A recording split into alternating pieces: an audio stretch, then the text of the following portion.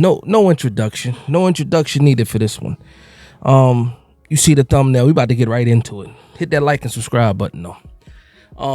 There's been murmurs, rumors, whispers, statements, whatever, gossip about Brian Daboll calling plays this season. So you see the thumbnail. Let me know how, if you were Brian Daboll, would you call the plays? Would you call the plays? Some people, and again, the fan base is divided on how we feel about what situation Brian Daboll is in. Is it a hot seat? Is it a make or break year for Brian Daboll? What happens if the team doesn't perform? Like, when you think about all of that, and you're Brian Daboll, one of the main reasons why you're here as the head coach of the New York Giants, not just your relationship with Joe Schoen coming from Buffalo, but you are considered an offensive mind. Yes, you had Josh Allen in Buffalo. Yes, you were able to do a lot of things in Buffalo.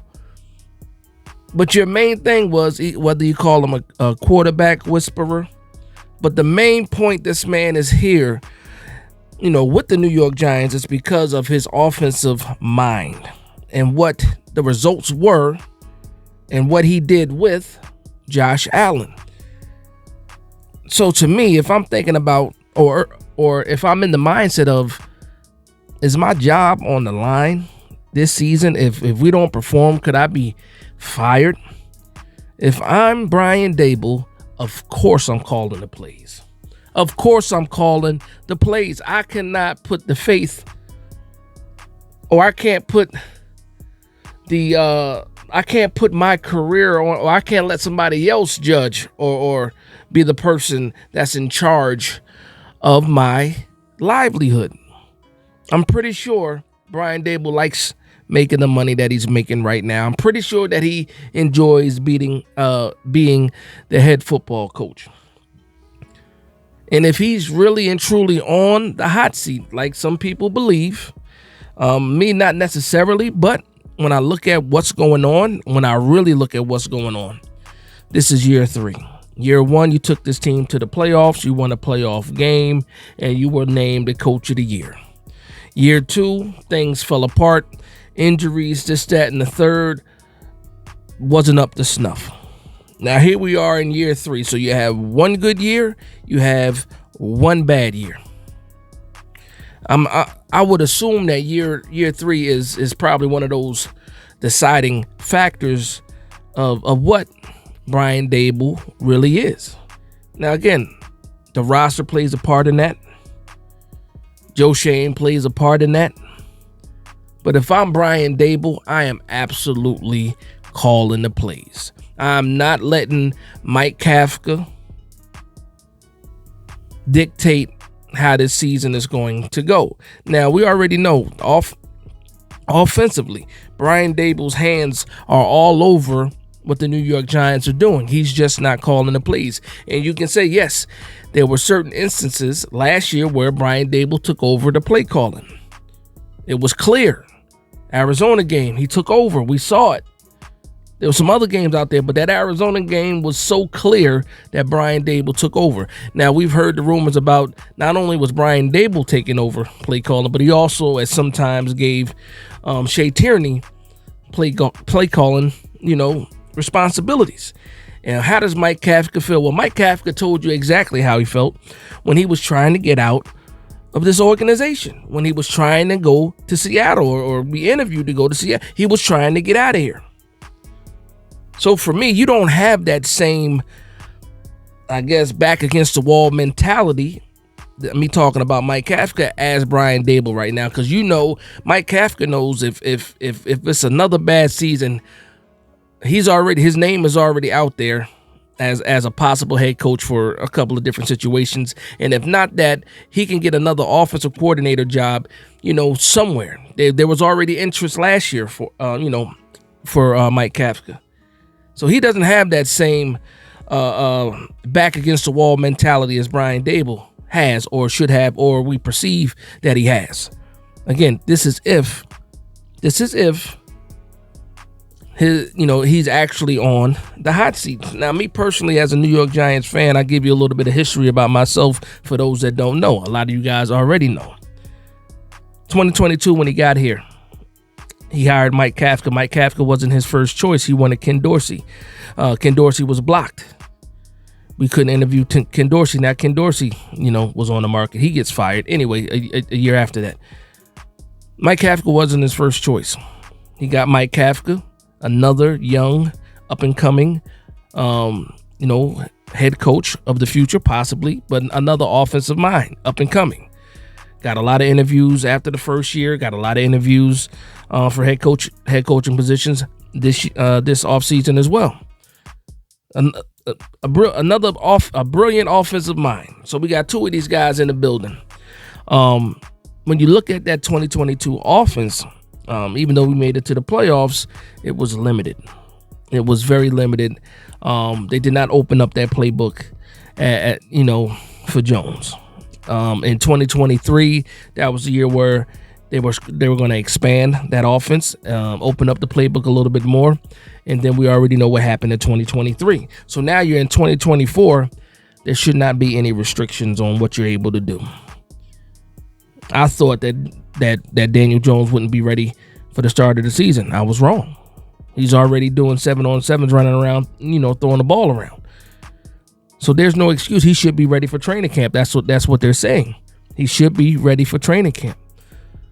So what I originally thought was, okay, is he going to take any of the snaps in preseason?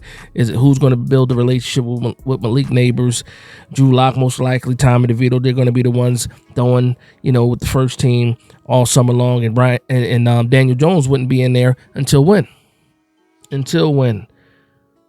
Mid-September, something. That's how I originally thought about things, a few weeks ago. Lo and behold, Daniel Jones got the Wolverine serum, and he can heal faster than a lot of other people, and he's out there doing what he's doing.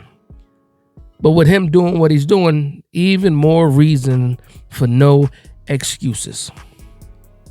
No excuses for Jones, no excuses for Joe Shane, no excuses for Brian Daboll. Wherever you left off last year, you picked that right back up. Now, I also respect other people's views as far as, oh, you saw what happened when you tried to open it up. It failed. Are we going to go back and play similar to what we did in 2022? Well, there's one huge factor that's no longer here from 2022, and that's Saquon Barkley. And with all the moves that are being made, whether it's the offensive line and the blocking, I don't believe that Brian Daboll wants to lean on the run in 2024. I don't believe it. Everything else points otherwise. I believe they want to throw the ball. They have to. And with Daniel Jones being where he is in his recovery, by the time we get to September, the book should be wide open. Hyatt is wide open. And hopefully Neighbors will be wide open as well. There's no excuses. Brian Daboll calling the plays, no excuses. I don't blame him. He should absolutely call the plays. Mike Kafka is already, how you say 1 foot out, 1 foot in? Mike Kafka has 2 feet out. He is ready to go. So why would you rely on him calling the plays? He's already mentally gone. This is my opinion. He wanted to leave. We stopped him from leaving, gave him a bump in pay, changed his title a little bit, and tried to appease. But no, you can't cover that up. He was ready to go. So where is his loyalty? His loyalty is to himself, like everybody should be. Your loyalty outside of like family, your loyalty, especially in business when you're a professional, your loyalty should be to yourself first. Take care of yourself first.